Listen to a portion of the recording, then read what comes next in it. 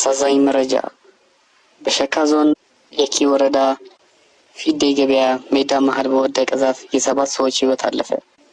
በየኪ ወረዳ ፊዴ ቀበሌ በ7 ሰዎች ላይ የህይወት ህልፈትና በ8 ሰዎች ላይ ከባድና ቀላል የአካል ጉዳት አስከተሉ።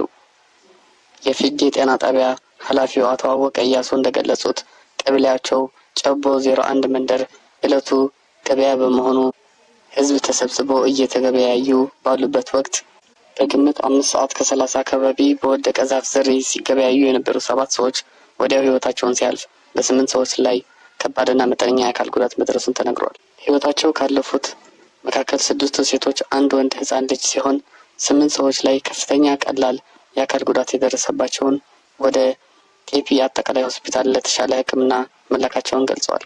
ኃላፊው በተጨማሪም በሰጡት መረጃ አደጋው እጅግ አስደንጋጭ ሲሆን በአደጋው ምክንያት በጤና ጣቢያቸውን የሕክምና እርዳታ ካገኙት በተጨማሪ በግል ክሊኒኮችም የሕክምና አገልግሎት በግላቸው ያደረጉም እንዳሉ ተናግረዋል።